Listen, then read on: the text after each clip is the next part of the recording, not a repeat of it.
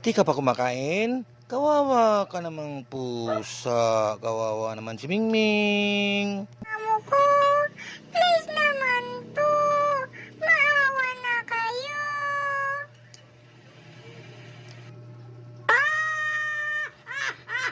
Kang kahit isang latang sardinas lang. Gutom na po kasi ako eh. O sige, bibigyan kita ng sardinas. Huwag ka nang manguha ng mangupit ng ng mga pagkain sa kapitbahay ha. O sige. Ako hindi napakain ng